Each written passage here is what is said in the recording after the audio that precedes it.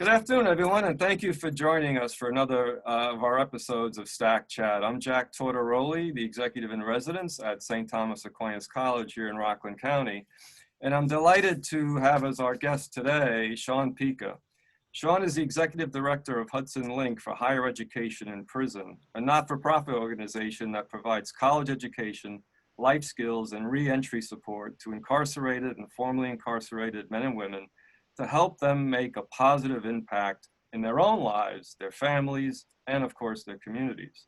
Sean serves on the New York State Council on Community Reentry and Reintegration, the St. Thomas Aquinas College Justice Advisory Board. Thank you for that, Sean. And Sean was also a founding member of the New York State Consortium for Higher Education in Prison. He's also a member of the Service Providers of the Advisory Committee, which collaborates on policy issues in the New York State Department of Corrections and Community Supervision. Recently, Sean founded and is launching New Beginnings, which is a reentry housing initiative for the Hudson Link students, where formerly incarcerated students renovate abandoned properties and bring them back to life to create housing for other returning students. Wow. What a resume and what a mission. So Sean, welcome and thank you for joining us. Thank you so much, Jack. I'm honored to be invited. Well, that's my pleasure for sure, and our audience's delight, I'm sure. So Sean, let me start at the beginning, I guess. How did you get involved with the idea of creating Hudson Link? What was your sort of thesis about what you were trying to accomplish, and why you? Why did you do this? Well, I will just take a step back and say I am not a founding member of Hudson Link. I was in the first graduating class. So I entered the prison system when I was 16, and I got moved around quite a bit. I lived in 9 different maximum security prisons over nearly 2 decades. Wow. And while I moved from prison to prison, there were different opportunities in each of those prisons. So I would do vocational programming, welding, auto body. I got my high school diploma, and then I started pre-college and then college work. And at one point, the college programs were taken away. And when they were taken away, I had about 118 credits. I had no degree, but I didn't see it as a big deal that I was not going to finish college. Quite frankly, I was one of 5 boys. I'm the only one that went to prison, but I'm also the only one who went to college.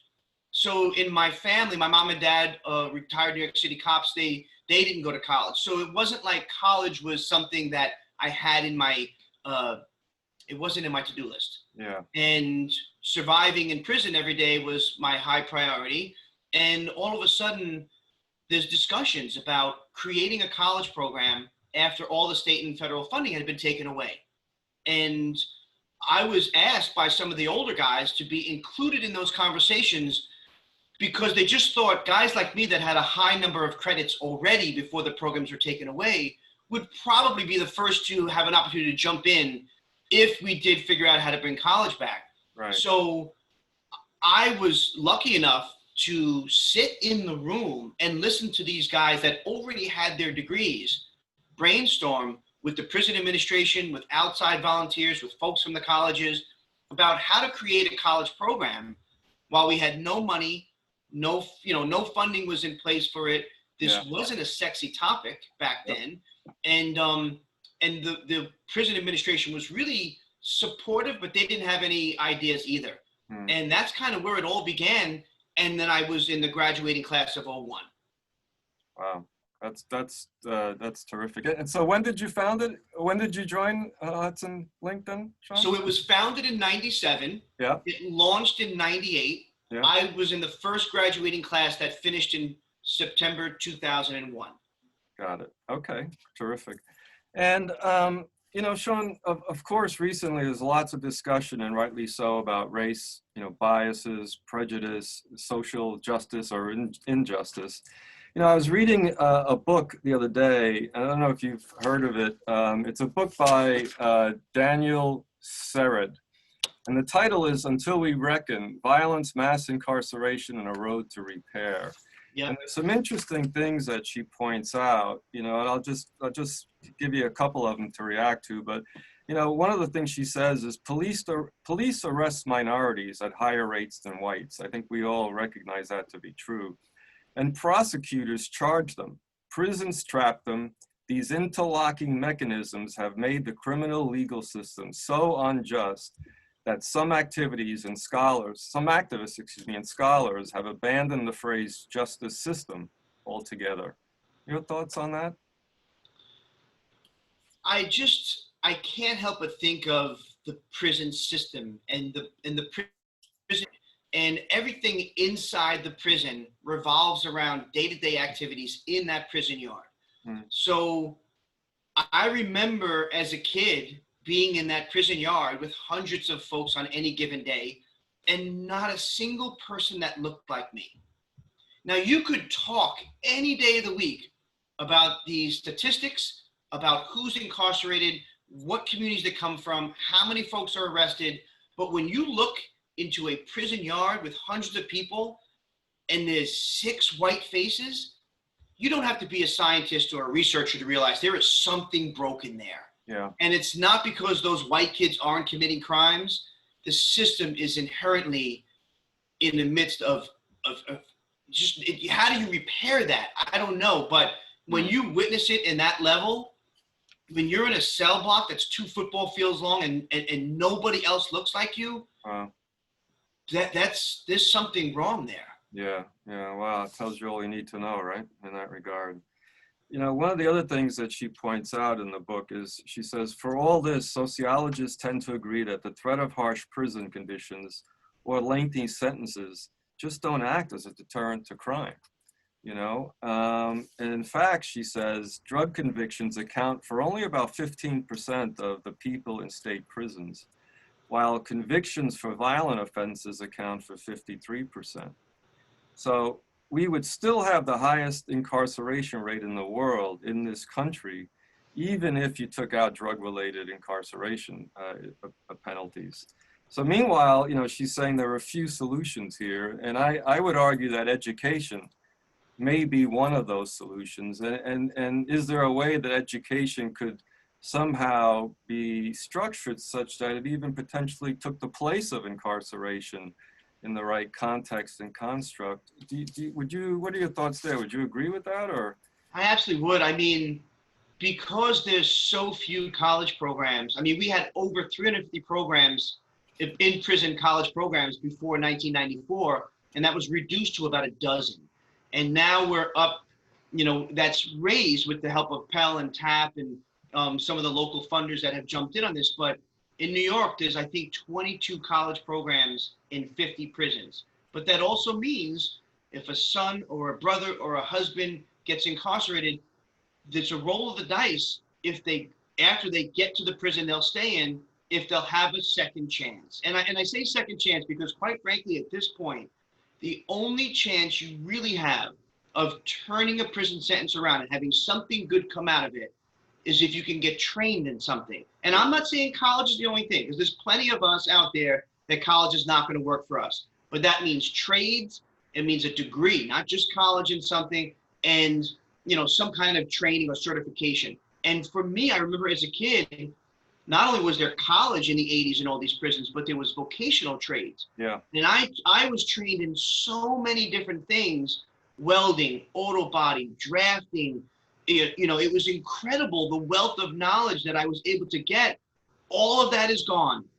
Like, there is literally a handful of those still left, and they're literally the only ones that are left are the ones that serve the prison. So say a welding shop, because they need welders in a place made mostly of steel. Like, right. You know, but everything else has been stripped and taken away. There's nothing left.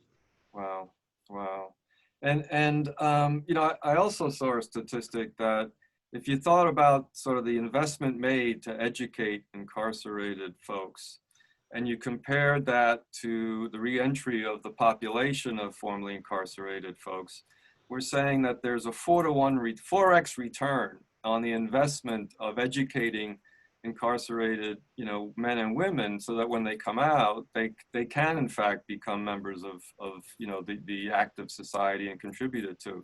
So if you think about just the economics, and, you know, and I have finance in my background, but it seems so obvious that, you know, it's a heck of a lot cheaper for the states and the federal government, you know, to figure out ways to give people a real second chance, not just release them and say, go, good luck, but rather, as you say, give them a trade, give them the education, support them in whether it's a master's degree in public administration, for example. But because the return to the state of not having to then, reincarcerate them because they haven't been able to adapt is enormous. And it just strikes me as, I don't understand why that isn't seen or maybe even talked about more, because rational people you would think would come to the conclusion that we need to invest in this for this population of people, no? It's also not just a financial cost, because if it was just about somebody going home and failing, that's what it is. You go home and you fail, and then 68% of the men and women across the country that go home from prison return to prison. Yeah, that's wow. a hell of a statistic.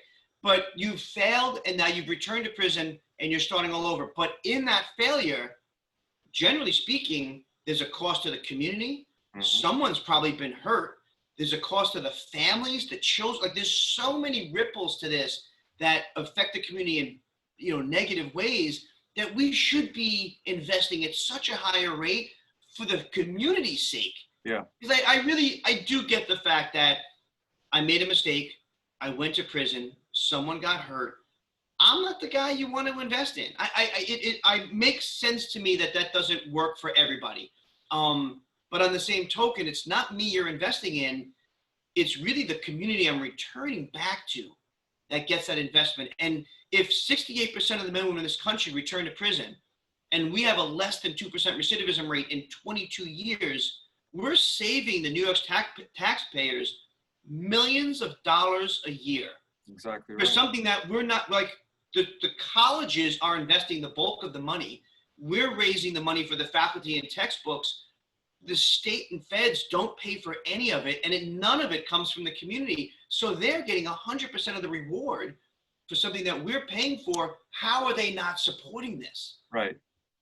And how are they not? I mean, are there enough voices in this place to get their attention? I mean, again, it just seems so obvious. Is it just plain old prejudice and biases? I think you're the person that needs to promote it, because if I promote it as a formerly incarcerated person, it comes across as kind of selfish when I say you should have invested in me. Right. And I mean, the other thing is, as a teenager who went to prison serving a 24-year sentence, I had a ton of guilt that I went to prison with. I had hurt my community, I had hurt my family, I hurt myself.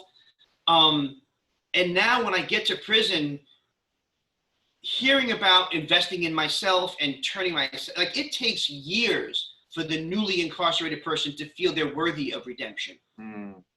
So this process of me preparing to really begin that healing process, it takes a lot of people and a lot of time and an investment in me.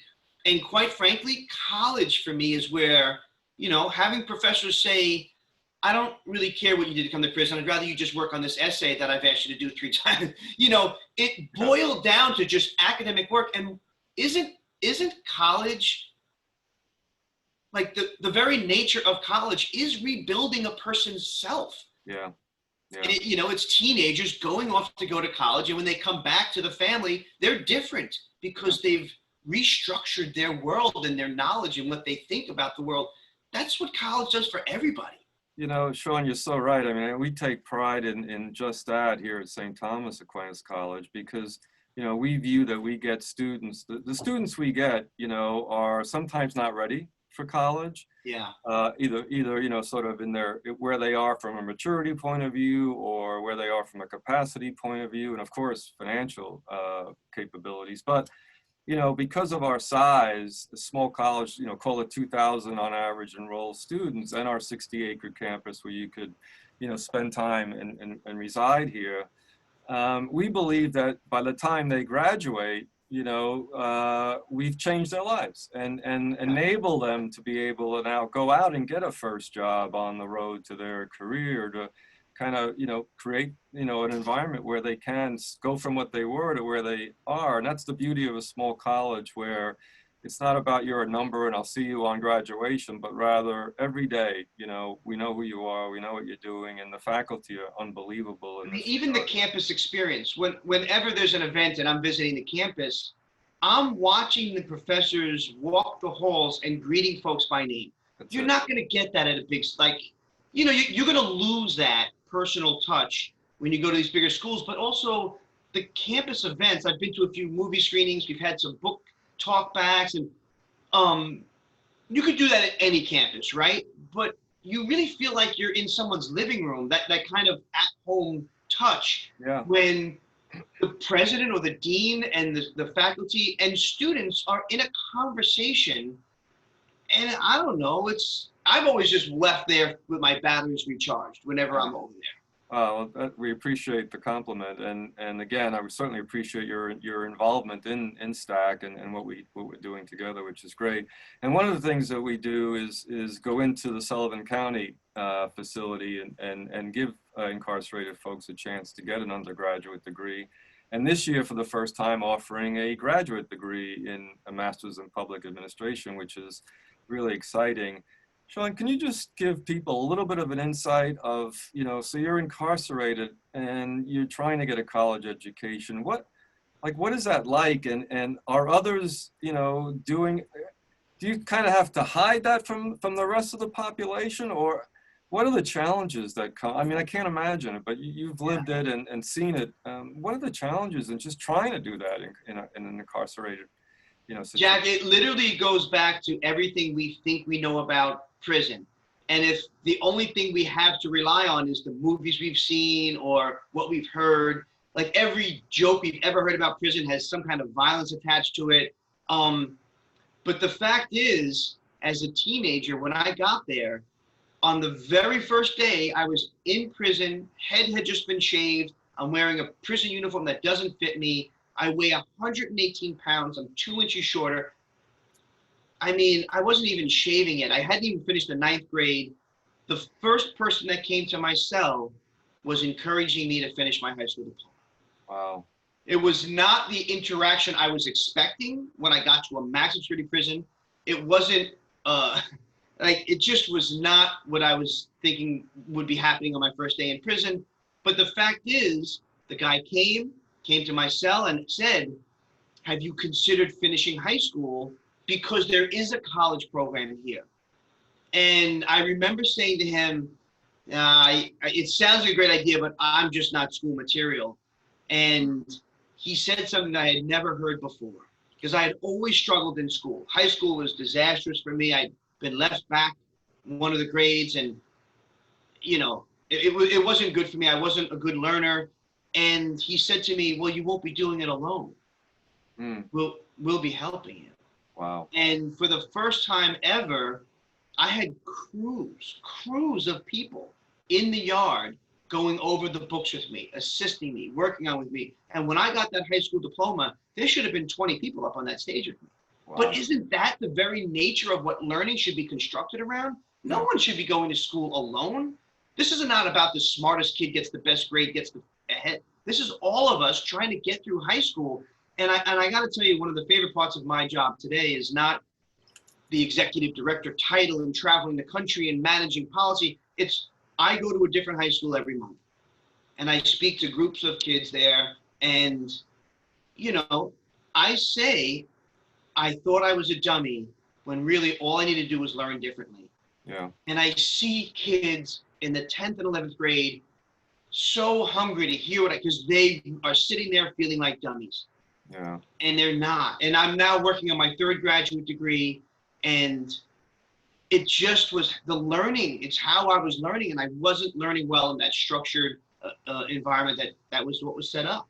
Yeah, wow. You know, the power of community, you know, really comes to bear here. And that's one of the things we were talking a little bit before we went on the air here, but you know, that's a little bit of what you fear in terms of this new world of socially distant learning, where you don't have the ability to really interact physically with other students and have those conversations about like what you didn't understand. Face-to-face is so important. Totally. Yeah, exactly right. So again, I worry about sort of the younger kids who are in elementary school and just kind of being, you know, that lost cohort where they don't have the same experiences that others would have had years ago. And so I worry about that a bit for sure. We're going to have to work so hard so that the students beginning school this semester don't get lost. Yep, exactly right. You know, Sean, I always love to kind of put a name, if not a face, to an initiative as really concretely articulating what we're trying to do together at St. Thomas and with Hudson Link. But, you know, just this year we've worked together to have one of your folks, Eldridge, come in and enroll in the master's program for a Yes, master's of public yes. administration. I just wonder, could you talk a little bit to our audiences about Eldridge and how he came to you and the role that you and Hudson Link play in helping him, you know, in getting to STAC as an example, and Yeah. then how that's going to help him overall and help, you know, Hudson Link, of course. I would just say we now have 10 college partners, and every one of those relationships started with 2 or 3 professors that wanted more than just a traditional learning environment. And they'd reach out to us, maybe they watched the HBO documentary or the PBS piece, and they'd say, hey, is there any way you would discuss this? And I just love those conversations. I love hearing those professors that are on fire, that are thinking about what else, right? What else can we do with this campus? And when we talked about potentially partnering at one of the local prisons, they love the idea. And just every single person we talk to administratively at the campus, just they green lighted. They love the idea. How do we do it? What's it going to cost? Can we institute immediately? And I think it took us like 74 days from that initial conversation with the professors to talking to the prison administration to getting the Department of Corrections on board and launching the first class with STAC at the prison. Yeah. But I will say that 70% of our staff at Hudson Link are students that went through the program and are now home. 86% of our students that go through the program and are now home go into the social services field. And it's just been an incredible opportunity to see students come home and just delve into becoming helpers in the community, which is really what it's a helping profession. Yeah. Eldridge is one of those guys. He was in the first graduating class at SUNY Sullivan, and then went on to get his BA with STAC, and then upon release is now beginning his graduate program with you guys. And to see him grow as a professional, join our team in the development field, he's so excited to be in his first classes for the master's program. Yeah. I mean, this is somebody that's not going to stop till he's got that PhD. And I feel like a lot of us that grew up in prison, he served over 20 years, we feel like we have to prove something. If all of my education from the high school diploma to my master's degree was inside prison, now when you come home, that second master's degree is really to validate. It's got to validate that work to make sure it's real. And I signed up for the MSW program at Hunter, which is one of the tougher social work programs in the country. 1 out of every 161 applicants are accepted. Wow. I get in there and now I'm scared when I'm accepted. And this is somebody that grew up in 9 maximum security prisons over nearly 2 decades. And I'm scared to sit in a classroom, but none of us wants to look like a dummy in a classroom. Right. And when I tell you I shouldn't have been afraid, because this in-prison college program prepared me, I walked through that 2-year full-time program. I implemented curriculum changes. At the end of the 2 years, the president asked if I would be the keynote speaker at my own graduation. We, as formerly incarcerated folks, are bringing something to the table that you're not getting out of a textbook. And when you couple the textbook learning with the in-prison teachings, like, we're creating something that is a great learning opportunity, a moment where the stars are aligned for the students in and out. Well, and you have you and everyone involved have such credibility, you know, in terms of actually, you lived it, you've done it, and if you could do it, why not them? And I think they take inspiration from that, which is just amazing, you know, on a very, very different scale, obviously. But, you know, one of the things I enjoy in my executive and residence role here is really getting into the classroom and giving people a perspective of what it's really like. You know, you think you want to be an accountant, let me tell you what it's like. You think you want to be in marketing, let me tell you. And I think that it complements well the academic, you know, work that they do, so that they really can have a better appreciation of what is it they want to do when they get out, you know. And I get a lot of joy out of that and mentoring kids, because the same reasons you just described. Because I look at what we do at the college, really in any college, but especially for us, is I look at the students as our consumers, right? We've got to give them things that are going to help them make their lives better. And then our customers are all of the organizations and companies that are going to take them on as employees, right? And so we're always thinking about those too. So the more we can do in internships, the more we could do in experiential learning, it just better prepares those graduating seniors for their first job out of college. So I agree. I mean, I think there's nothing better than that experience. And I love the idea that you're giving back so much, of your personal experiences, because that they have to be inspirational to any younger kid who hears you speak. And I do encourage our audiences to go back on YouTube and catch your interviews, whether HBO or the other things that you've done, because I think it is inspiring. Sean, I guess the last question I'd ask you is what more do you think colleges like St. Thomas, the small private schools, what more do you think we could be doing to raise the profile of the needs and the ability to help more with the reentry process of formerly incarcerated people you come across? I think what you're doing right now with the Hudson Link students coming back to campus, we're in our 21st year, and we've figured out through these partnerships with our 10 college partners what a good, inexpensive, fruitful, in-prison college programming will look like.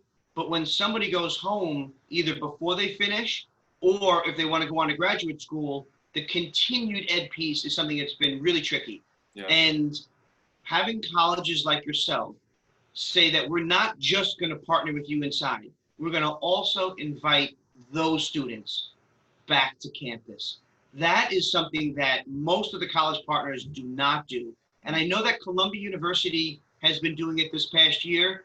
It has opened up so many doors. And I don't mean just academically. This is not, it's not about him getting a chance, Eldridge getting a chance to get his graduate degree. While that's wonderful, for me, I know when I came home and, God, I'm gonna be crying over here, and had a chance to go to graduate school at Hunter, there's a support network that happens just organically on the campus, where students support students in their study teams and homework and group discussions and presentations.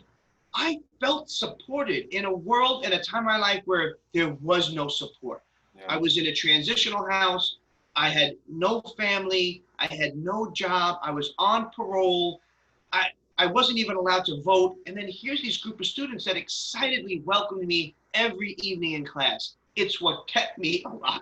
Yeah, I can't imagine what you've gone through, but I can only applaud, your mission in life. And I think we're blessed to have you as a friend of the college, Sean, and Hudson Link.